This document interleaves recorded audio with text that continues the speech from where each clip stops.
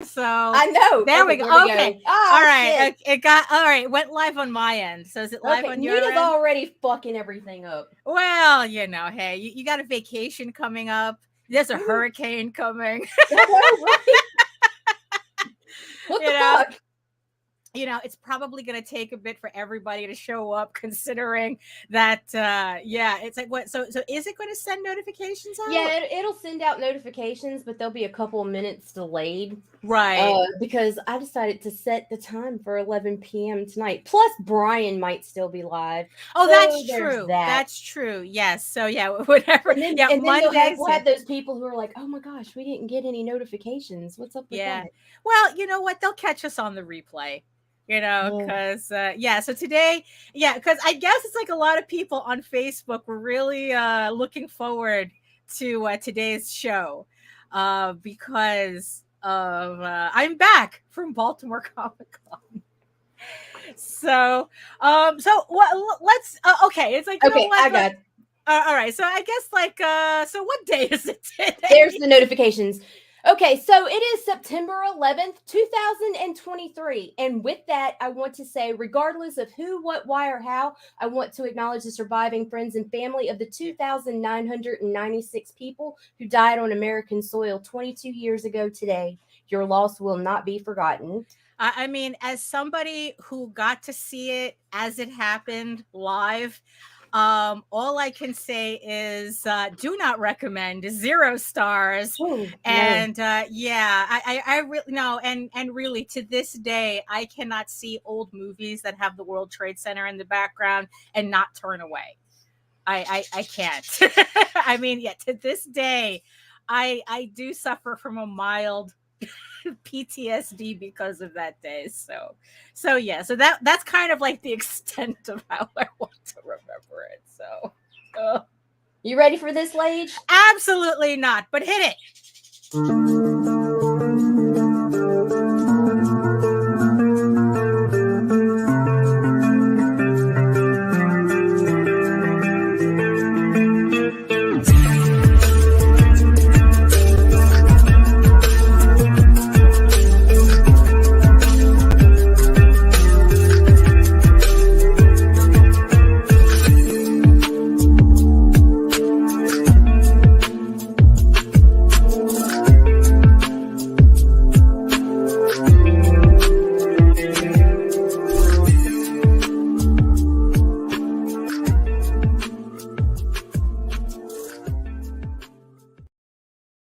LinkedIn gets all pissy with you if you back out on them. What happened? What happened? I got a notification. Yeah, you're not live.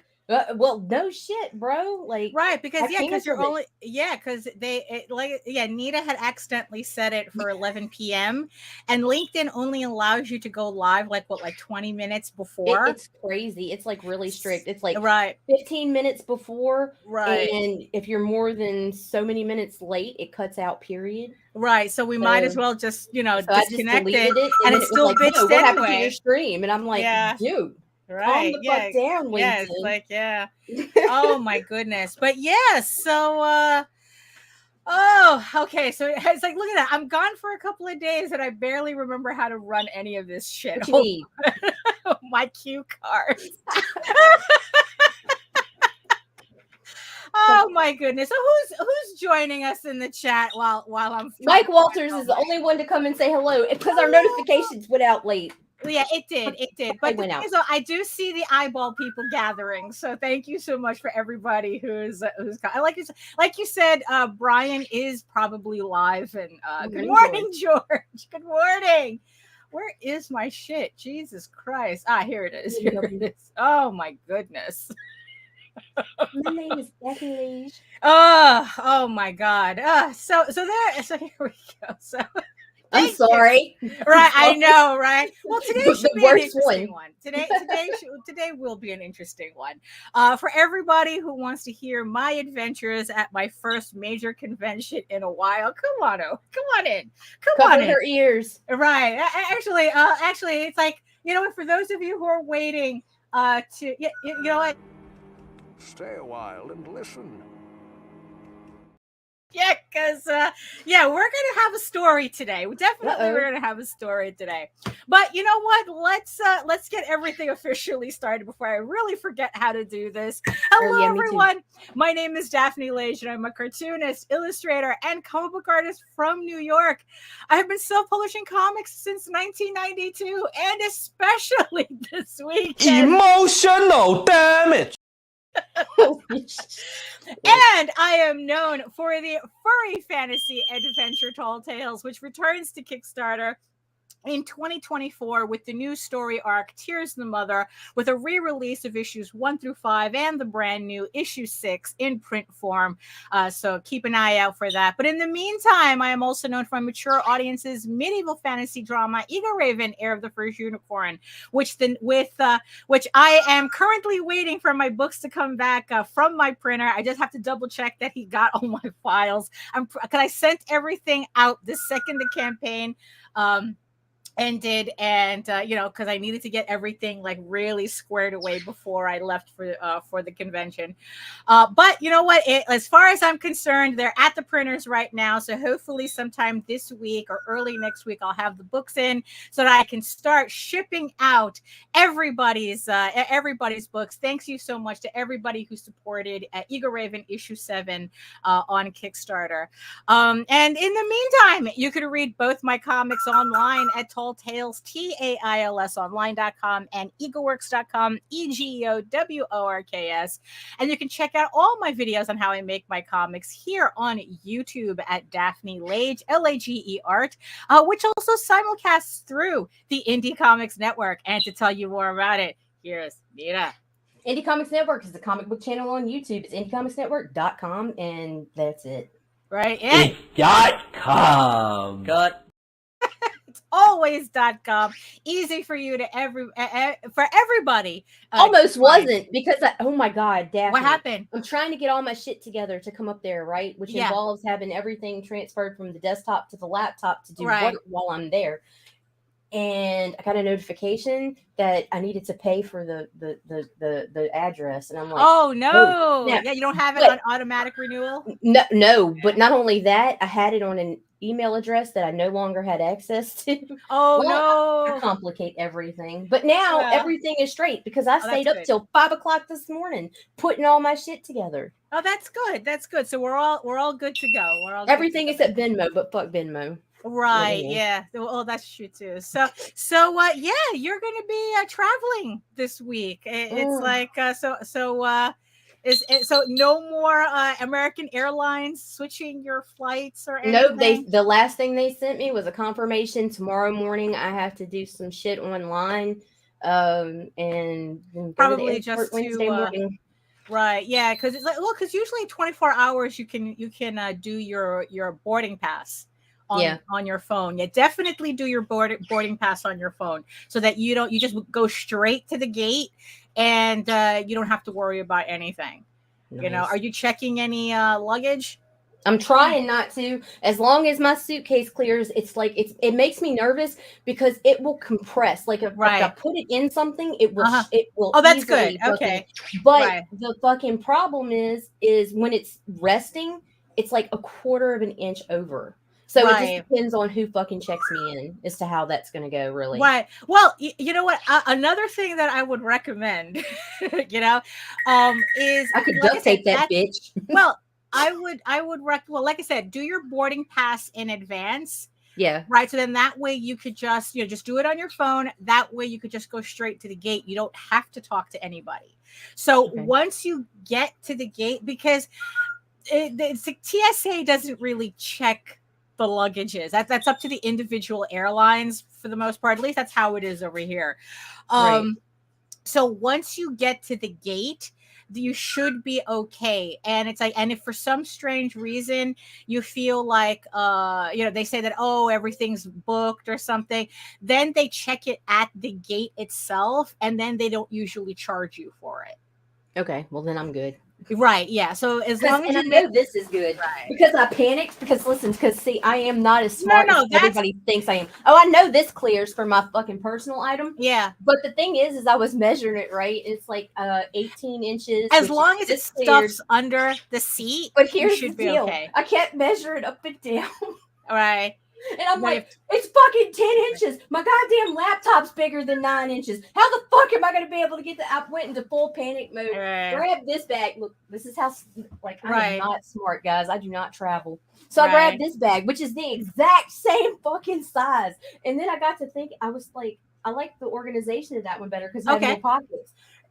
It's like, wait a minute, it's the same size. Why am I? Oh. And then it was like, oh. Right. Oh, okay. Well, there you Yeah. go. Yeah. You know, so hey, you know what? You haven't traveled by plane. No. You know, so was you just got to freaking the fuck out. Yeah, you just got to get used to it. But it's like, yeah, so now you just have to consider whether it's easier to carry stuff on your back or on your shoulder.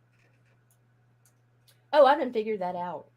Right. This has a strap that goes over the fucking handle, so it's going to sit on my suitcase, and I'm going to drag my suitcase. Oh, there you go. Okay. All right. So there you go. Neither. So you should be okay. You should be fine. So Wednesday, right? So Wednesday you head out to Wednesday Philly, morning. to Yes, Philly. I will be landing in Philadelphia around 8 p.m. Right. And then it's like I guess you're visiting a friend there, and then you're gonna go see Heather, or is Heather? Well, meeting you in Philly? Heather's going to pick me up in Philly at the airport, and we're going to go ahead and drive back to her house. There you go. I meet up with a friend that I'm trying to catch up with. That will probably be in Atlantic City. Right.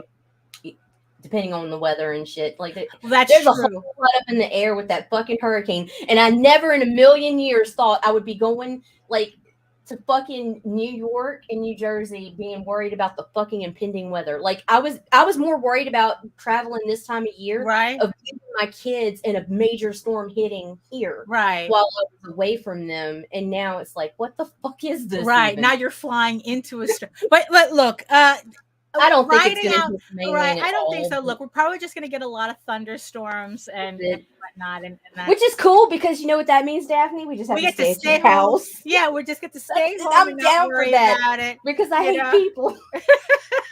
You know, I just want food. right? No, which that we can do. Yeah, riding out a storm here is a lot different than riding out a storm in Louisiana. That I can tell you. I can guarantee it's a lot different.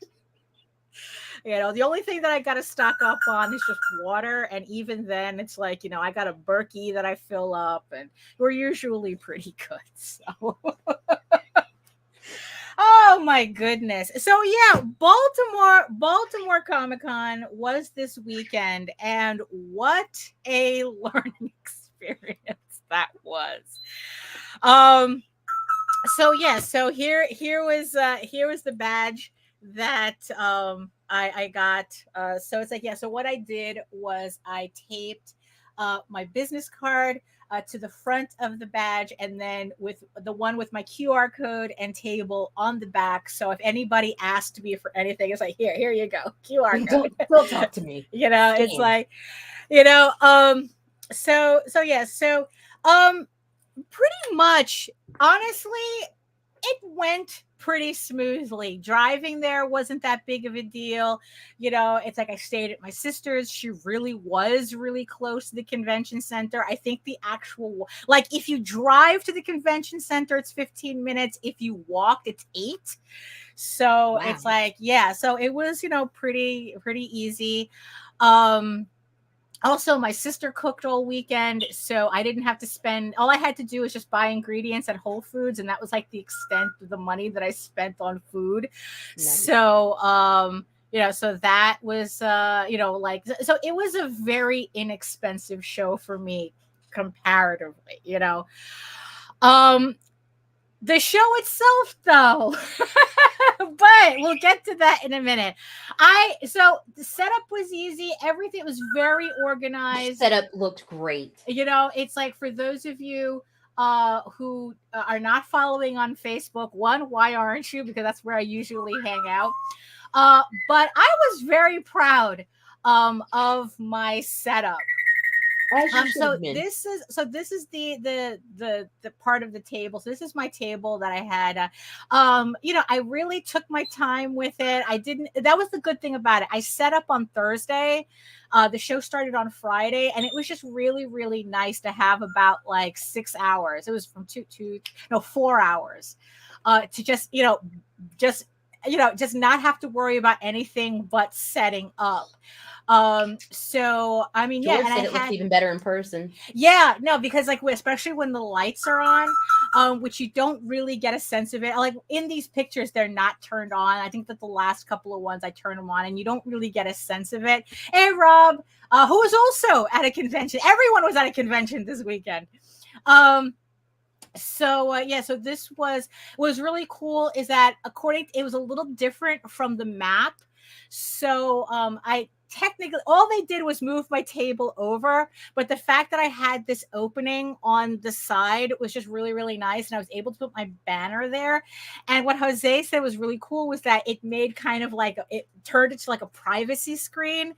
So I had like this kind of like I was storing stuff behind the banner, which you didn't see, so it was very nice. It was very neat. Right, for sure.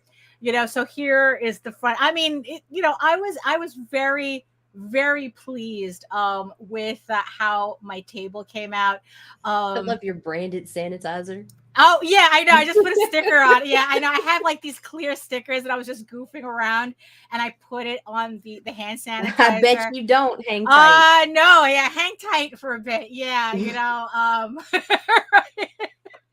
maybe if we were together at Baltimore, we would have had like maybe a better time just hanging out. So I had it. As you can see, I had QR codes on everything. I had all my signs. I had all my business cards. I had like the entire front of the table was all full of freebies. So everything on the table itself were all freebies. Because I really liked the whole eye level thing that I was getting from a lot of these Artist Alley vlogs. Like, oh, make everything eye level, make everything eye level. And I really did like how that turned out. So this is what it looked like with the lights are on and the video going. But as you can see, it's like you can't really tell much from the video. It's like I had all these fairy lights on that side of the table. And sounds like that one wasn't too great either. And it was just like, I was just very, very proud of my table. Oh honey. Oh honey. So I was very proud of my table. I really liked the way I took a lot of pictures so that like next time if I ever need to set it up again, I know exactly how to do it. And it was just very nice. The problem was that I was the only one who enjoyed it. I mean, it's so Friday, when it finally opened. Now here's the thing. This is the pattern that I expect from conventions. This is the pattern. Friday is the slow buildup. Saturday is your peak. And then Sunday is your slow, it's kind of like your cool down, after like pretty much Saturday is supposed to be your big day, right? So Friday was kind of, dead, to put it mildly. I mean, it was really funny was that, on that first day, a lot of the dealers were wearing masks and whatnot because, Nita was telling me, oh, everyone from Dragon Con got COVID, and honestly, I really am trying to avoid getting sick just in general. Like, I don't even want a cold, much less COVID. So, so I had a mask on. A lot of, as people when the doors open, a lot of dealers put the masks on or whatnot. But you see, the funny thing about it is that in order to spread disease, you have to come in contact with people. Whoops. And so Friday, it was very, very dead. Honestly, to say it was dead is like an understatement. But again, I wasn't too worried because Fridays are usually, it's like, look, it's like people are still at work. I Right. kind of thought that maybe after 5 o'clock we would see kind of like like more people coming in. But instead, the opposite happened. By the time 5 o'clock came around, it's like everybody disappeared from the floor. It's like all whatever the customers or whatnot. But again, it's like I wasn't too concerned. So it's like, okay, I mean, I could see the people in my area. You see, and here's the thing. So the area that we were in, so I was in Artist Alley, but it seems like this year they had split Artist Alley into two pieces. So I was in a part of the Artist Alley that was in like the front of the convention, and then there was another part of the Artist Alley that was at the back of the convention, which technically you would think would be like really good for flow, because it's like, okay, so you're not missing stuff, right? But again, it's like you kind of have to have people. If there's no water running, you don't know where the flow is pretty much. So and we were in my part of the Artist Alley, we were in kind of like an alcove section that separated the main floor from what would have originally been the garage. Because that's where everyone, during setup on Thursday, that's where everybody parked their cars, which was very convenient, by the way, because we were just able to bring our stuff to the table. The table was right there. Although I had read the map upside down, so I had gone to the other part of the Artist Alley, but my sister's like read the map correct. Actually, she did the thing that I should have done, was that she went to get the badges first, and they just told her where her table was. And me, like an asshole, I had just gone straight to the other part of the Artist Alley, and I was looking for her, and she's like, wait, I'm at the table, what the fuck are you talking about? And then it's like, yeah, it's like within minutes of being out of the car, she was at the table. But no, I had to be smarter, right? Scenic route. I took very much took the scenic route. So so she got the badges, so like I said, it's like the setup was very easy because we were able to park the cars right there. And then afterwards, when the show started, they put like all these tables and chairs and some I guess like concession booths there as well, carts. And then along the wall was like basic concessions. So like people would buy the food. If you kept walking along the wall, you would end up where all these tables are, right? So you can go eat or whatnot. So we were in kind of like this middle part. And also on top of it, they didn't bother to turn on all the lights in our section until an hour before close on Friday.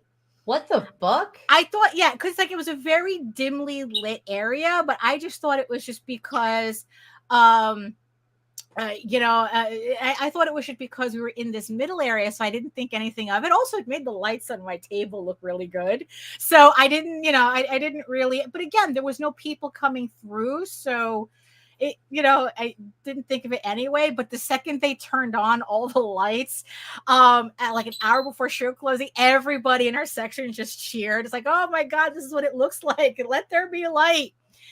And then they left them on for the rest of the convention.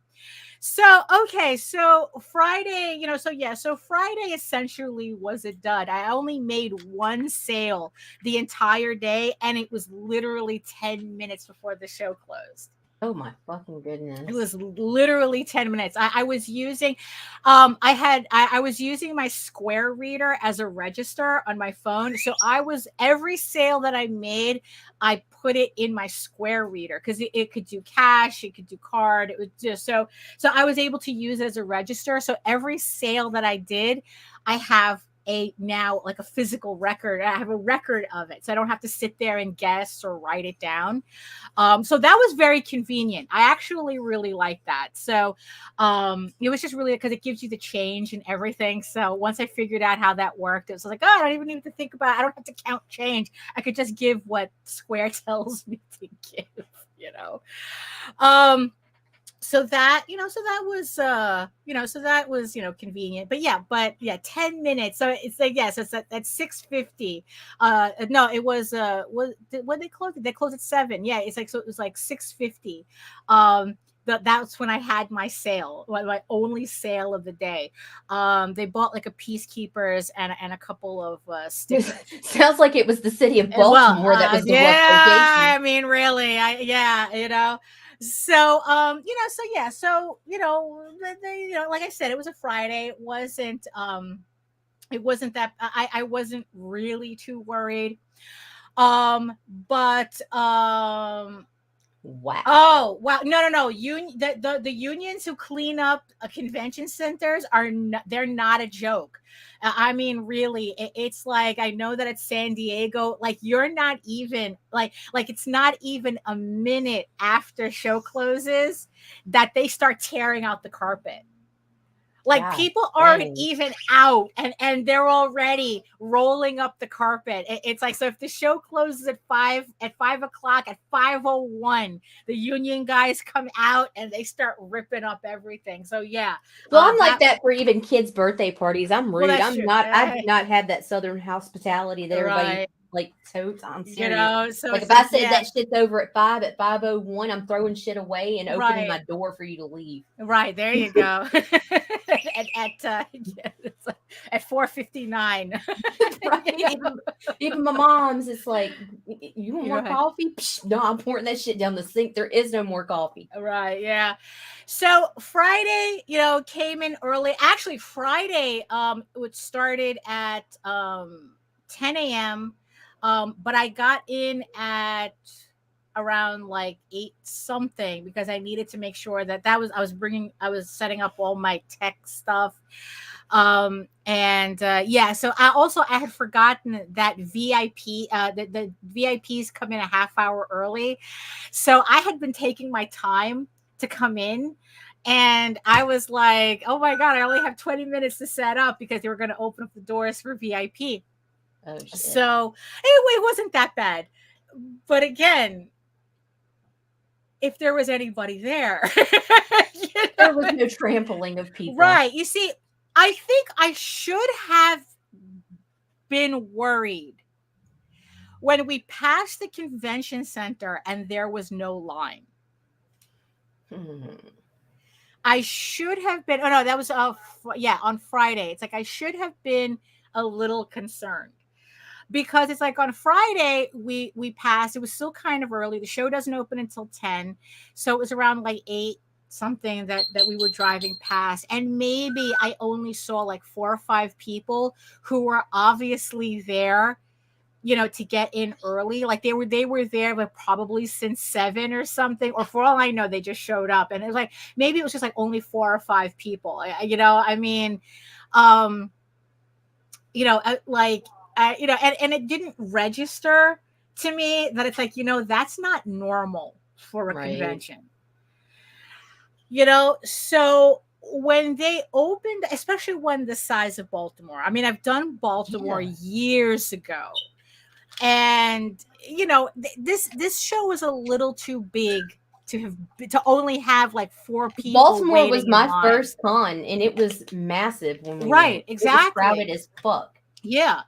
So they opened up for VIPs, and it just got to a point where everyone just realized that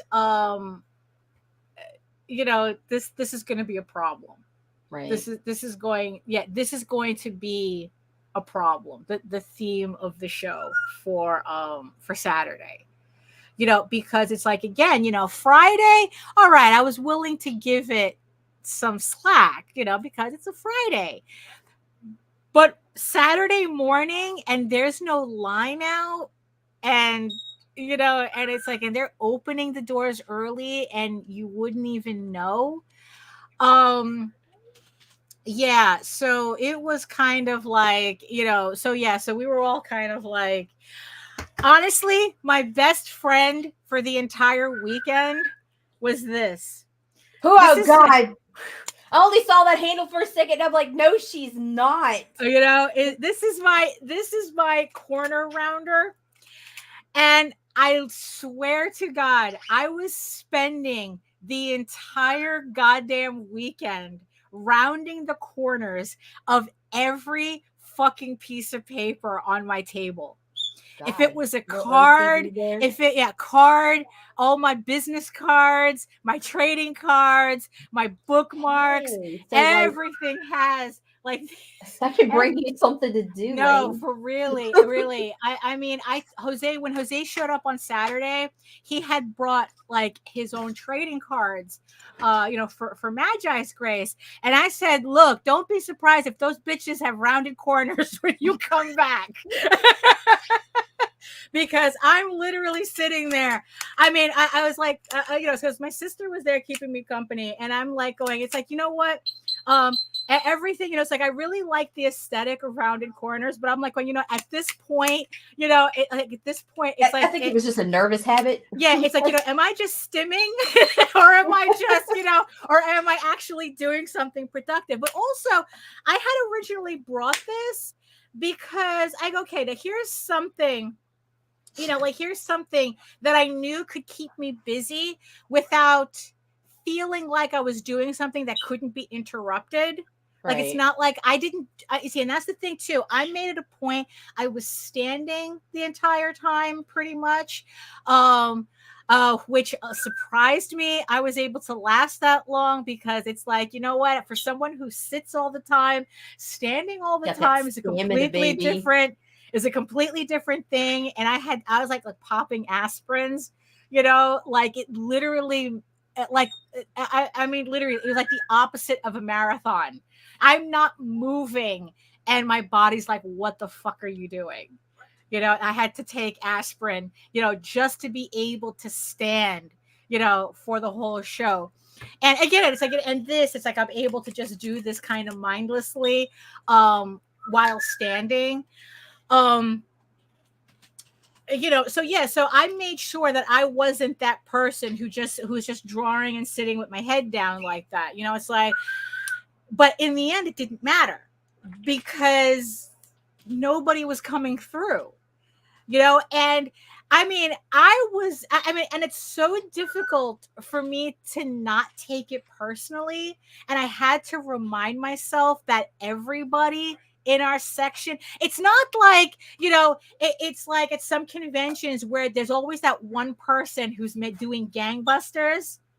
There wasn't even that. There was not one person that I was seeing that was like, oh, it's like, okay, it's not just me. Right. And it's like, so George came by, and that's the thing. So George and Jonathan came by Syfax, and like we were literally able to have conversations without feeling like anything was being interrupted. I mean, like I told Nita, it's like it was so dead. Like, so Jose and a friend of ours, Dave, who drove Jose up and drove us back. I was a little concerned. It's like, oh my God, I have your badges. If you come, maybe you can have somebody escort you to the table because I don't know if I'm going to be able to go. It's like when they showed up, that I think like around like 1:00, they said, oh, we're here in the front. And I go, I'll come get you. Wow. Like I was literally able to leave my table and not worry about. Yeah. Well, in the end, yeah, that's what it was. It's like, because it was all you could do really. I was able to just leave my table and not feel like, like I told the guy next to me, it's like, oh, it's like, just watch my table really quick. I'll be right back. It's like, yeah, but from what? Yeah, exactly. From what? Really? From what? And, and it's like, and even here's the thing, even when I was walking to the front of the convention, I never felt crowded. It just felt like I was walking okay, I'm just walking through, no big deal, no biggie, it's not like, yeah, exactly, George. Yeah, it's like, it's like, especially when Jose got there, they were having an entire fucking conversation. I mean, and it's like just and I was just sitting there rounding corners. It's just like this, just rounding corners on cards, And and it was just like, yeah, you literally could just leave your table and not worry about it. Like, I've literally were seeing, it's like, just, and also here's the funny thing. So diagonal from me was Pat Shand, right? This is a guy who runs a Kickstarter and makes over $100,000 on his Kickstarters. Every time he runs a Kickstarter, he's making he's making 100 grand, 200 grand. Like, this is a man who he's sitting there and he's like, and I would see him leave his table, like, not even do anything, just leave his table for hours. And his table would just be there, with books on it and everything. And it's like, even when he was sitting there, maybe I would see like a couple of people come up to him, but buy a book here and there. But it's like he was able to just leave his table. Like, he was doing panels and he could just leave his table. Like, nobody was watching his table, and it didn't matter. And I'm like, wait, and I'm taking this shit personally, it's like, right. And it was just like, and the entire weekend, I had Tyler Carpenter's voice in my head the entire weekend, where I remember what he told a story of, he was working at his publisher and he would have these authors tell him, it's like, oh, I want you to schedule a book signing for me. And he would go, no, you don't want a book signing. Nobody gives a shit about you. Nobody knows you. Nobody gives a shit about you. They're not going to show up. It's like, you're wasting your time.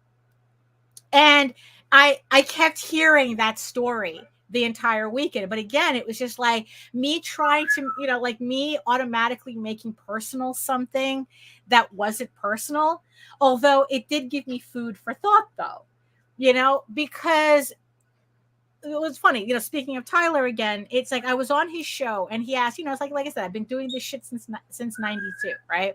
And he goes, what's the big change that you've seen over the years? And I go, a lack of curiosity from the audience, especially when you go to conventions. I mean, back in the day, people were excited to see books they didn't recognize.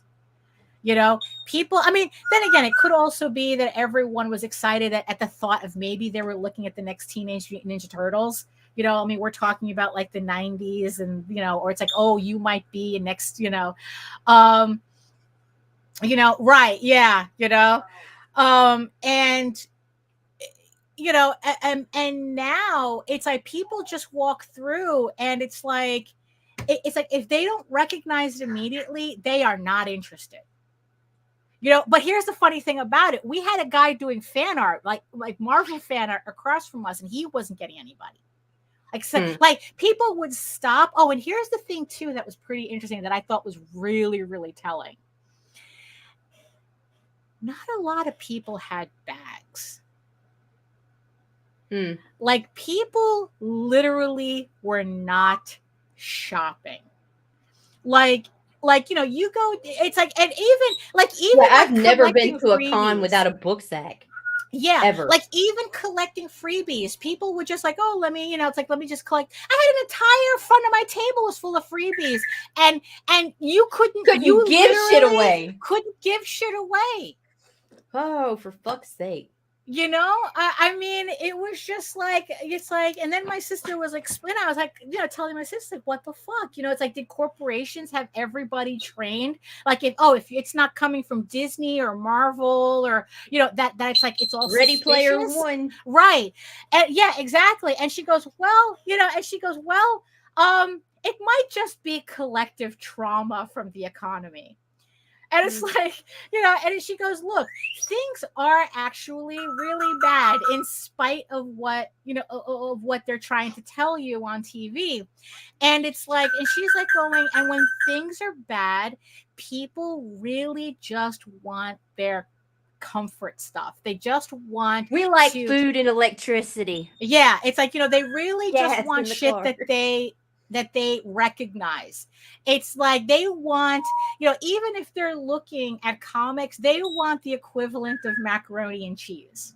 Right. You know, they only really want, it's like they don't have she goes, they probably don't have the mental energy to even like begin to contemplate books that they don't recognize. They just want something that they recognize that's really easy and move on. You know, Right. it's like, but even then, like I said, they weren't shopping. It's like, are you telling me that people paid $65 to enter what is essentially a glorified mall just to hang out? And I guess it's like, that's exactly what was happening. You know, that it's something to do. They, you know, they would go to the, I'm sure they all went to panels and, you know, they went, you know, they got shit signed or because that's especially what I saw. Like if I saw people with shit, it was shit to get signed. Huh. They had their little crates with all, because like, because Chris Claremont was there, Mike Grell was there. Like those were the, like, even when those guys had lines, they really weren't that big.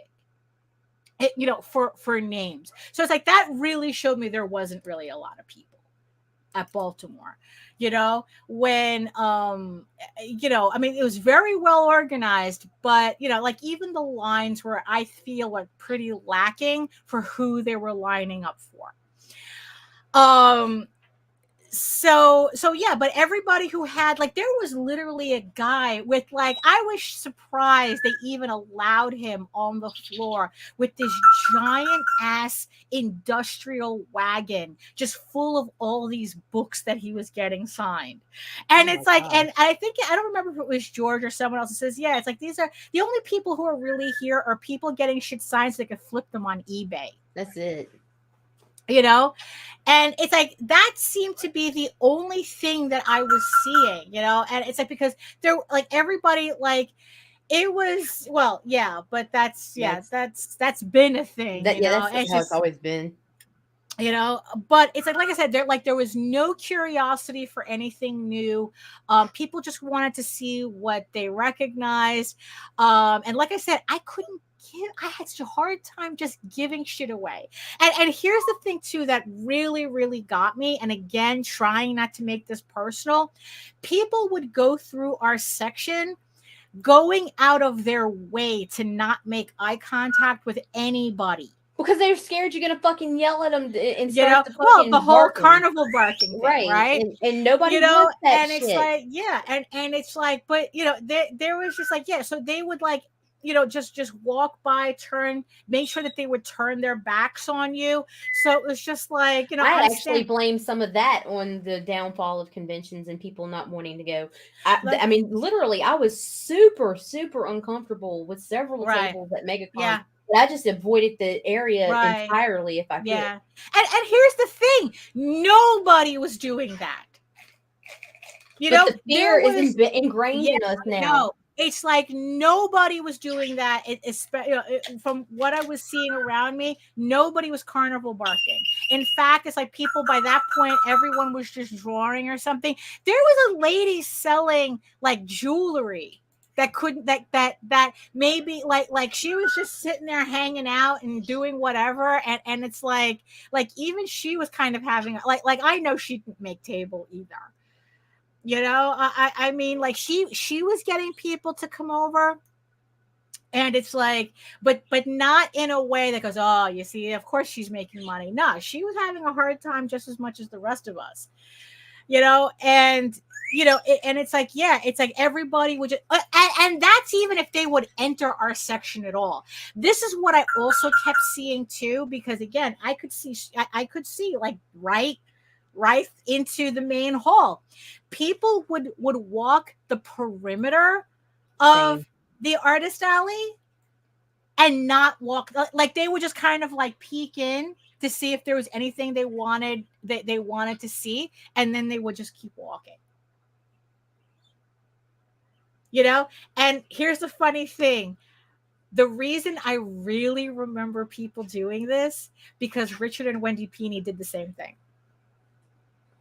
I was doing something, and out of the corner of my eye, I saw them at the front of the alley, and they were kind of looking like really confused, and then they walked off.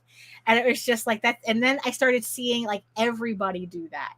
after that point. And I'm like going, what is it with this area? Like it really like what is it with this stupid little alcove that we were in that that I don't know. It was just like, yeah, it was just. And then, and it's like, look, it's like not for nothing though. We did meet a lot of people that we usually that we've only seen online. Like I've met. It's like we met, George and Jonathan Syfax came by the table. Chris Flick came by the table. Who else? Michael Odin. We actually saw Michael Odin there. Madeline was there. Jose saw a lot more people. I know. He saw, yeah, because it's like he walked around and he saw Travis Gibb. Exactly. Jose was Joseing, so he was, he met a lot more people, but but it was just nice being able to literally put a face to the face. As weird as that sounds, it's like, look, we've seen everybody online, on the shows, we've interviewed them. And it was just nice to be able to see everybody in person. Marcus was there. I actually made a list of the people that came by the table. It's like I don't remember. If I don't remember you, I apologize. But I know we met. Nothing personal. It's just I'm trying to keep a lot of thoughts in my head straight. But yeah, it was just, and here's, and the thing is, so, and again, it's like I know that Jose was talking to Madeline, and even he said that she didn't seem like she was doing much. There was much going on in that area either, because she was on the, well, at least not to do Baltimore Comic. She was on the other artist alley, and he was saying that it's like, yeah, it didn't seem like people like people were kind of like staying in like the main area where all like the merchandise booths were, but they never went outside of that. So like even the other artist alley wasn't doing too well. From what I was hearing. I mean, like, I don't know. It's like, but you know what? I'm not going to spend. It's like, I think a booth was like $1,500. It's like, fuck that shit. It's like, just to give everybody, my table cost $300. And after the weekend, I made a total of $103.36. Wow. It's like, you know what? The state of Maryland can get their $2.44 in tax collection. They can fucking have it. They can get their $2. But it was a great networking show, and it was a convenience con for you. You weren't spending the money just to travel there. You saved your sister. Yeah, exactly. I mean, it's like, look, it's like, look, honestly, the long and short of it, is after everything, is Baltimore Comic-Con worth it for me to consider next year? No, not at all. Not at all. Honestly, it's like there was, you see, but here's the thing also that was different about Baltimore Comic-Con though, which I actually have to thank the vlogs for. Is in the past I would have been mad salty about this, right? But instead, what I found myself doing was just kind of like just analyzing the shit out of everything, right? So that when I came on the show, we could talk about it. Right. We could talk about it, and it's like sweet content. Shit. So it was just like, so in the end, it's like, okay, we did it. It didn't work out. It didn't come out at all the way that I was expecting. For all the preparation that I did, when I spoke to the guy who was tabling next to me, he said that he had heard that the convention had half the people they were expecting to show up, and it definitely felt like it. Oh, is this going to scare you away from doing conventions in the future? Scare is not the word. It's because that's the thing, it's like, if anything, this reinforced why I stopped doing conventions. And also, honestly, if there's one lesson that I learned from this is that I really am getting too old for this shit. You know, I really am. You know, because it's like when we got home, we left or that Sunday, I started packing up at 10:30. Like I had originally wanted to start packing up the second I got there because I didn't see the point. Right. But Jose goes, no, let's stay until noon. Right. And yeah, you see, and that was also the other thing too. It's like, you know, did SPX being the same weekend, did that have something to do with it? And yeah, and there was a baseball game also happening too, which my sister warned us about. She goes, oh yeah, the Orioles are in the pennant, and I don't know. And it's like wait, oh, sports ball, you know, it's like what the fuck is going on? Yeah, it's like I don't know. So, you know, I don't know. Did that affect the convention? I don't know. But honestly, I'm not finding out. And I don't care enough to find out. You know, I you know what? It's like, so yeah. So when so at 10:30, I started packing up, even though Jose says, oh, we'll no, at least stay until noon. You know, by around 11:30, we were out. You know, you see, the problem is that here, those are really, really expensive.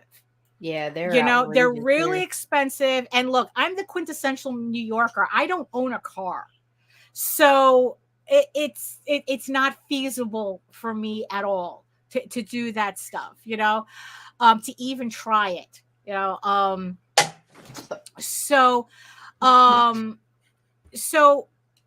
you know, so yeah, so the thing is though, so yeah, because so we by 11:30 we were gone, which surprised George because he was looking for us. We were texting, you know, and you know he was texting Jose. It's like, oh, you guys bounced already? And I go, the fuck we did, yeah. It's like that's the thing. It's like Jose said that, oh, let's stay until noon, but he didn't fight me when everything was all packed up. You know, so yeah, so we were pretty much gone by noon. You know, and yeah, and here's the thing too. We got home because we left early. We got home early. We got home around 6:30.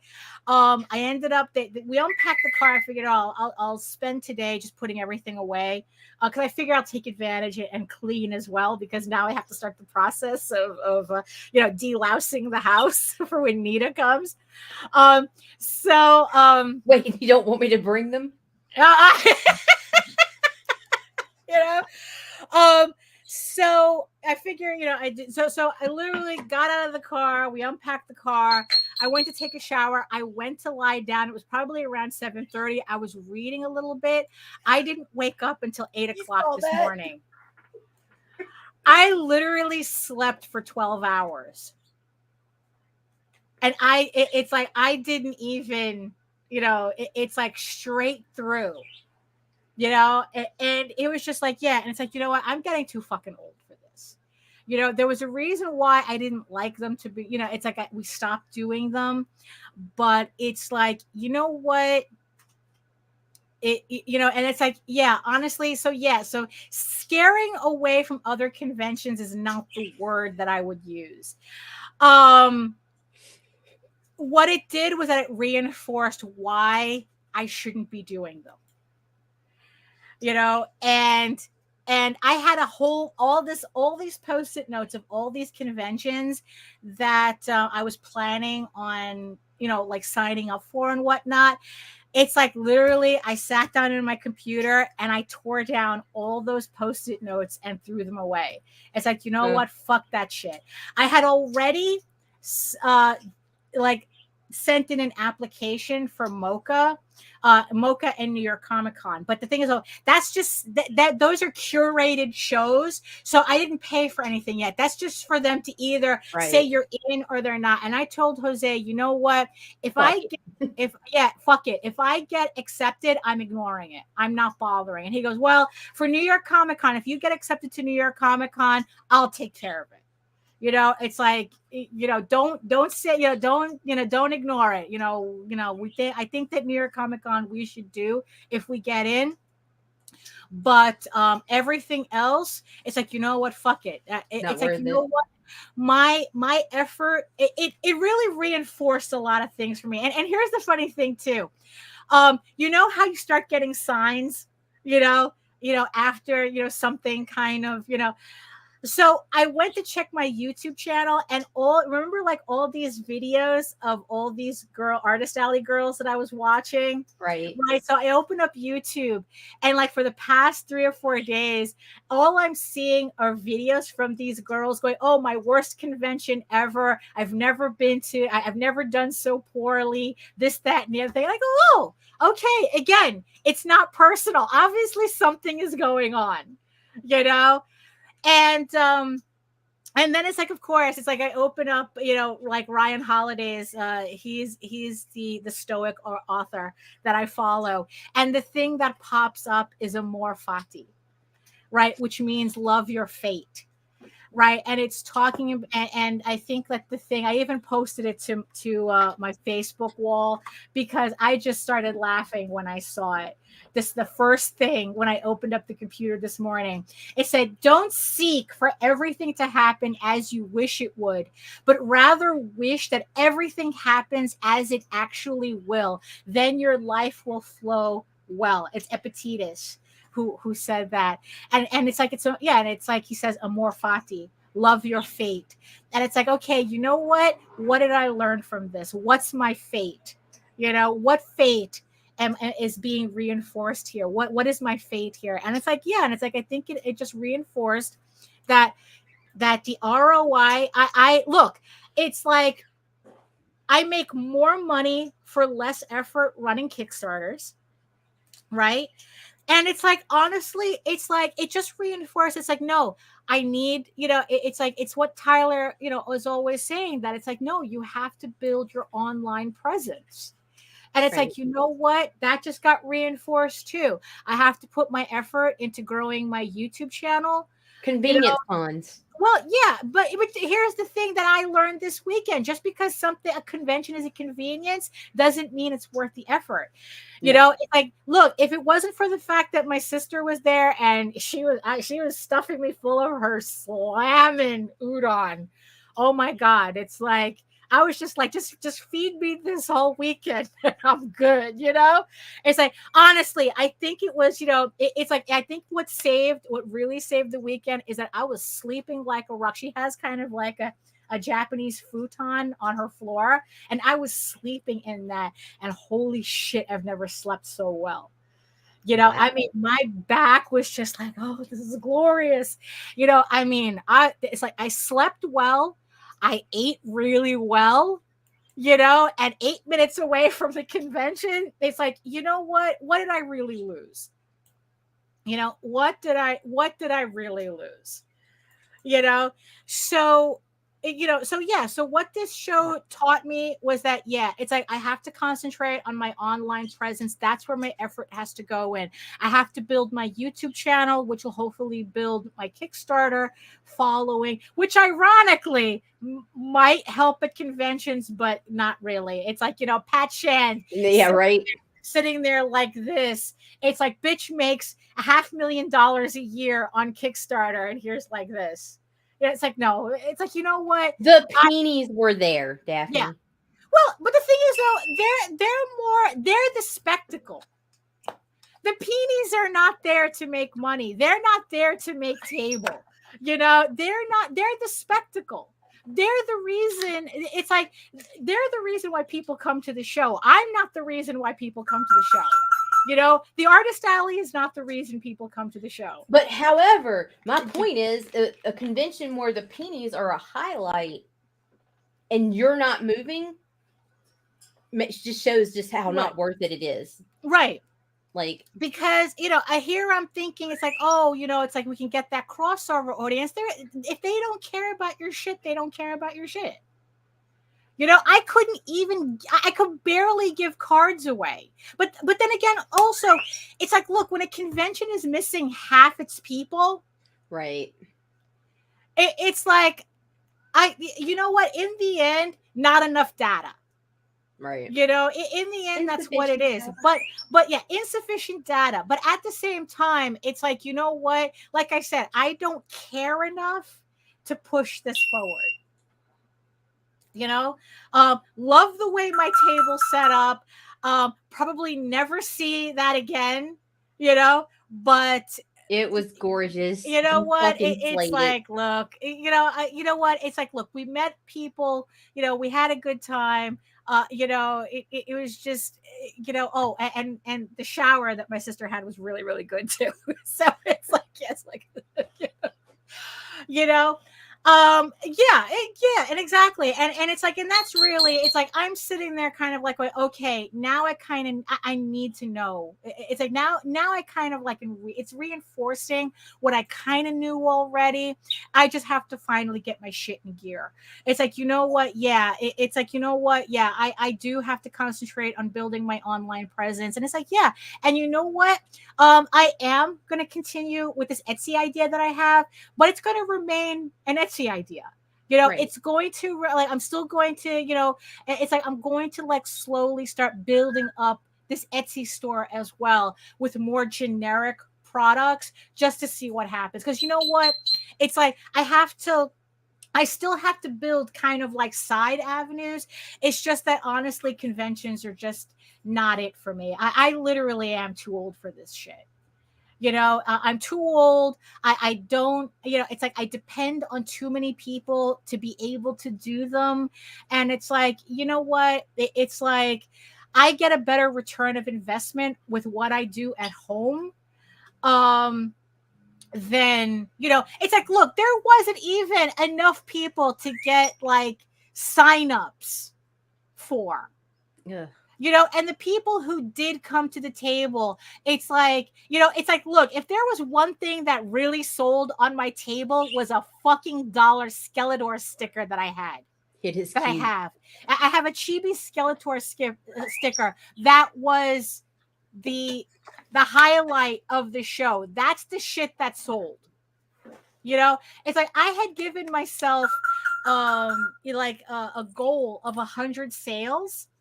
I just didn't realize that 100. It's like, yeah, it's like I want to make 100 sales, but not at $1 each. Right. You know, and like I said, it's like, you know, I didn't even make table. You know, but like I said, it's like that's not even a concern for me. It's like, okay, you know what? It's like, look, if I even try at XPX next year, you know what? I don't know. Maybe they'll just be like, you know what? Okay, I did Baltimore, learned my lesson. Let's just move on. Let's concentrate on the shit that I really need to do. And yeah, so the next thing that I really need to do and really need to concentrate on for the rest of the month, and that I just want to you know what? It's like, look, really, I felt like Tyler's thing. It's like nobody gives a shit about you. No one's going to show up. Who knows you? And it's like, fuck Tyler. We got more important things. Like yes, exactly. It's like, so yeah. So the thing that I'm going to be concerned about for the rest of the month is launching EGORAVEN, the Unicorn King's Daughter, September 25th on Kickstarter. I am hoping that I'm able to get some proofs back for the books when Nita gets here, so that she can have, you know, some fun things to read, even though there's not a lot of words in it. You know, fun things to read when she's here, because, you know, it's like it might be raining the entire time, so who knows. Well, that's cool. That's just more time for us to snuggle up in bed and you to read to me. That's true. Yes, we're true story, people. True story. Oh my gosh. So yes, EGORAVEN, the Unicorn King's Daughter, and the supplement, Medieval Unicorn Viking Slut, will be live on Kickstarter September 25th. Links are in the show notes. So if you haven't signed up for it, hit the notify me button so that you get notified when the campaign goes live. And of course, we will be doing a campaign party for it, a campaign launch party for it as well, even though I can barely show anything from Yeah, this is I mean, it's like, look, and that's that's the thing. It's like, look, because it's like, you know what, I went out of my way for this book, and it's like, look, this campaign is either going to blow up or it's going to do average, like all my other campaigns. for science. It's for science, but you know what? I had a really, really good time with it, and I hope that everybody has a good time with it too. And also, it's like, yeah. So, yeah, I could still go on and on and on about this.